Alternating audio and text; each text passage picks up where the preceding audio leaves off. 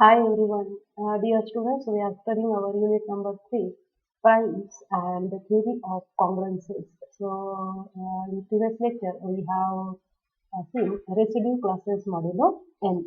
So let us see prime residue classes modulo n, and afterward we'll see Fermat's theorem and examples based on Fermat's theorem. So first of all, let us see what is meant by prime residue classes modulo n. So let n be a natural number and element a bar belongs to Zn. So this is the notation for integer modulo n. So an element a bar belongs to Zn is called prime residue class modulo n if and only if GCD of a and n is 1. That is a and n are relatively prime. So for example, in case of Z8, we know that Z8 has total 8 elements starting from 0 bar. So 0 bar, 1 bar, 2 bar, 3 bar, 4 bar, 5 bar, 6 bar and 7 bar. So out of these elements, we have to find the elements which are relatively prime to n. So we observe that GCD of 1 and 8 is 1.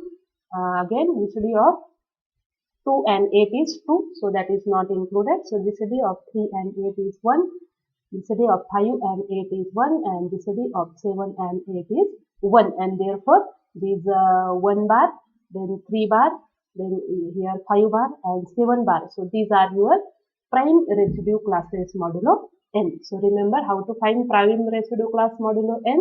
An element a bar belongs to Zn. It's called prime residue class modulo n if GCD of a and n is 1. Now let us see Euler's phi function or Euler's phi function. So it is denoted by phi of n.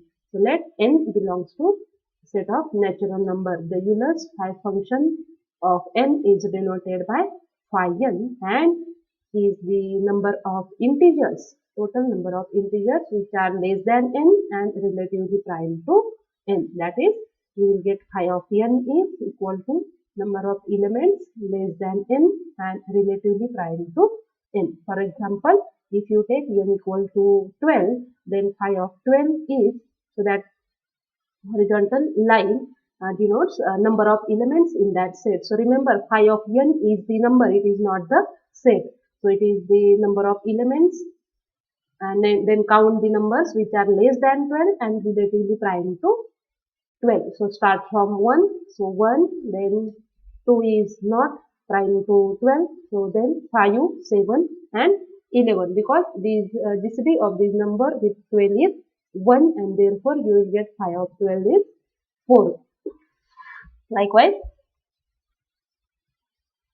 next example, find phi of 18 and phi of 36. So the numbers which are less than 18 and relatively prime to 18. So you have to list all the numbers which are less than 18 and whose GCD with 18 is 1. So start from 1, 1, 2 is not, because GCD of 2 divides 18. So GCD of 2 and 18 is not 1. Then 3 is not relatively prime to 18, because GCD of 3 and 18 is 3. Then go to 4, then 5, then skip all the elements which are not relatively prime to 18 and list the elements which are relatively prime to 18. So these are 1, 5, 7, 11, 13 and 17. So count the total number. So 1, 2, 3, 4, 5, 6, and therefore phi of 18 is 6. Similarly, the numbers which are less than 36 and relatively prime to 36. So list these elements. So you have to list all these elements, count the total number, and you will get this is 10. So phi of 36 is 10. Next example, compute phi of 8 into phi of 16 divided by phi of 20. So in this figure, so find out each phi of 18, phi of 16 and phi of 20. So phi of 18, so this vertical line denotes number of elements in which set. So these elements are the elements whose GCD with 8 is 1 and these are less than 8. So the numbers are 1, 3, 5, 7. So total number is 4, and therefore phi of 8 is 4. similarly phi of 16 is 8 and phi of 20 is 9, and so therefore phi of 8 into phi of 16 divided by phi of 20 is 4 into 8 divided by 9, and that is equal to 32 divided by 9. Next we are going to see Fermat's theorem. So let P be a prime, and suppose that P does not divide A, means GCD of A and P is 1, then A raised to P minus 1 is congruent to 1 modulo P. So this is the Fermat's theorem. So important condition is that GCD of this A and this prime number P must be 1. Then and then A raised to P minus 1 is congruent to 1 mod B. For example, let P is equal to 7, which is prime, and A is equal to 4, so that check whether GCD of A and P is 1. So here GCD of 4 and 7 is 1, and therefore by Fermat's theorem you will get A raised to P minus 1 is congruent to 1 mod P. So here A is your 4, P is 7, so 4 raised to 7 minus 1 is congruent to 1 mod 7, so which is equal to 4 raised to 6 is congruent to 1 mod 7. In fact, this 1 is the remainder when 4 raised to 6 is divided by 7. So if you compute this 4 raised to 6 manually, then it is a very big number, and then you have to divide that big number by 7, and then you will get the remainder. But by Fermat's theorem, directly you will get remainder, and that is equal to 1. So this Fermat theorem is very useful to find a remainder when a large number is divided by a prime. So let us see example. Find the remainder when 2 raised to 105 is divided by 11. So divided by whatever that number, so that number must be prime. So let P is equal to 11, which is prime, and whatever this base we choose, that is equal to A. So here A equal to 2. Then we have to check whether A and P are relatively prime or not. So GCD of A and P, A is 2, P is 11, and GCD of 2 and 11 is 1, that is P does not divide 2, and therefore by Fermat's theorem A raised to P minus 1 is congruent to 1 mod P. So here P is 11 and A is 2, so 2 raised to 11 minus 1 is congruent to 1 mod 11, that is 2 raised to 10 is congruent to 1 mod 11. But instead of this 2 raised to 10, we want 2 raised to 105. So we require the power of 2 as 105. So we are going to identify the numbers when we multiply this number by 10, then we will get a number which is near to 105. So for that, apply division algorithm to this 10 and 105. So 105 can be written as 10 multiplied by 10 plus 5, and therefore if you take 10th power on both sides of this equation, so in the LHS 2 raised to 10 raised to 10, so you will get 2 raised to 100. So you will get 2 raised to 10 raised to 10 is congruent to 1 raised to 10 mod 11, and this why we have written this by property of congruences. So simplify this, you will get 2 raised to 100 is congruent to 1 mod 11. So call this as equation number 2. But in the LHS, we require power of 2 as 105. So still we require the 2 raised to 5, that is 5 powers more. But now we can compute 2 raised to 5. So here 2 raised to 4 is 2 square raised to 2. So 4 square, that is 16. And therefore 2 raised to 5 is 2 into 2 raised to 4. So 2 into 16, that is 32. And we can identify, or we can find the remainder when 32 is divided by 11. So 32, divide here 32 by 11, quotient is 2, here is 22. If you subtract this, you will get 10, and 10 is the remainder, and therefore you can say that 2 raised to 5 is congruent to 10 mod 11. So this is your equation 2, and this is equation 3. So combine these two equations and apply the property of congruences. Which property? If A is congruent to B modulo N and C is congruent to D modulo N, then LHS multiplied by LHS is congruent to RHS multiplied by RHS, that is AC is congruent to BD modulo N. So you can apply this property to equation number 2 and 3. So you will get 2 raised to 100 into 2 raised to 5 is congruent to 1 into 10 modulo 11. So in the LHS base is same. So you can add the indices and you will get 2 raised to 105 is congruent to 10 mod 11. So 10 is the remainder when 2 raised to 105 is divided by 11. So if you compute this number by using your calculator, then that shows you syntax error. So you cannot find this figure by using calculator. So for that, we have to find the remainder when this large number is divided by 11. So Fermat theorem is applicable. So let us see one more example. Find the remainder when 111 raised to 333 plus 333 raised to 111 is divided by 7. So first we compute a remainder when this number is divided by 7, and afterward we will find remainder when this number is divided by 7, and then we'll combine these two equations. So first we find remainder when 111 raised to 333 is divided by 7. That is, we are going to find 111 raised to 333 is congruent to which number modulo 7. So take A is equal to 111, P is equal to prime, so that GCD of P is equal to 7,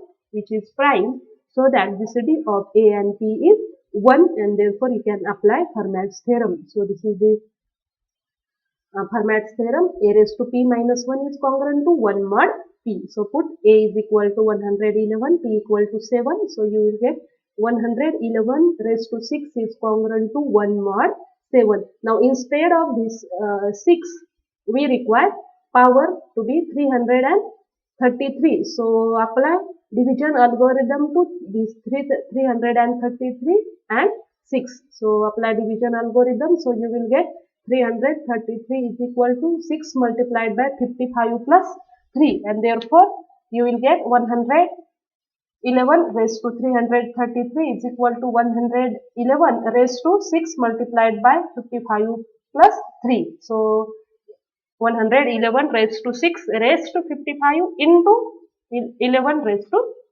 3. So this is the adjustment, and that's why taking 55th power on both sides of equation 1. So this is your equation 1. So take 55th power on both sides. So you will get 111 raised to 6 raised to 55 is congruent to 1 raised to 55 modulo 7.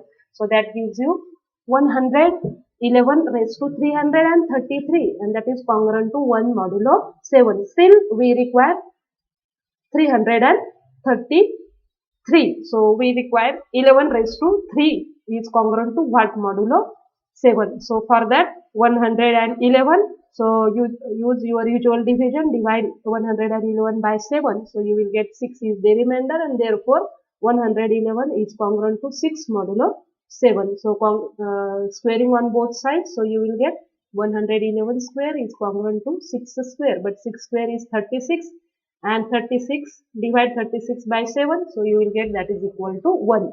So 111 square is congruent to 1 mod 7. So combine this equation. This is equation 3 and this is equation 4. So that you will get 111 raised to 3. So this is your equation 3. This is equation 4. So multiply LHS to LHS, RHS to RHS. So you will get 111 into 111 square is congruent to 6 into 1 multiplied by 6 into 1 mod 7. So in the LHS you will get 111 raised to 3, and that is congruent to 6 modulo 7. Now we have this. So combine equation 2 and 5. So I have written here equation 2 and this is equation 5. So multiply LHS to LHS, RHS to RHS. So in the LHS you will get 111 raised to 330 into 111 raised to 3 is congruent to 6 into 1 mod 7. So in the LHS you will get 111 raised to 333 and that is congruent to 6 modulo 7, means this 6 is the remainder when this 111 raised to 333 is divided by 7. So first part is over. In similar manner, we can obtain remainder when 333 raised to 111 is divided by 7. So take A is equal to 333, P is equal to 7. Apply the Fermat's theorem. So you will get initially 333 raised to 108 is congruent to 1 mod 7. Still we require power 3. So 333, divide 333 by 7 and you will get the remainder 4. So you can say that 333 is congruent to 4 modulo 7. So squaring on both sides. So you will get 333 square is congruent to 2 modulo 7. So combine this equation 8 and 9. So this is your equation 8 single power, and in equation 9 333 raised to 2. So combine this. So in the LHS you will get 333 raised to 3 is congruent to 8 modulo 7, but 8 is greater than 1. So if you divide 8 by 7, so you will get remainder is 1, and therefore 333 raised to 3 is congruent to 1 mod 7. So combine equation 10 and previously equation 7. So multiply LHS to LHS, RHS to RHS, you will get, so if you combine these two equations, so you will get, this is your 3. So 333 raised to 108 plus 3 is 111 is congruent to 1 into 1 mod 7. So this is your equation double star. So 1 is the remainder when this number is divided by 7. Now finally, star equation means 6 is the remainder when 111 raised to 333 divided by 7, and here 1 is the remainder when 333 raised to 111 divided by 7. So apply the property. Which property? If A is congruent to B modulo M, C is congruent to D modulo N, then A plus C is congruent to B plus D modulo N. Why we are adding this? Because we want this number. So if adding this, so you will get 111 raised to 333 plus 333 raised to 111, and that is congruent to 6 plus 1 mod 7. So 6 plus 1 is 0 and 0 is 6 plus 1 is 7, and that is equivalent to 0 mod 7, and therefore you will get 111 raised to 333 plus 333 raised to 111 is congruent to 0 mod 7, and therefore this 0 is the remainder when this number is divided by 7. So this is the main application of Fermat's theorem. So using Fermat's theorem we can find a remainder when a large number is divided by a prime number. So this is all about Fermat's theorem. Let us stop here.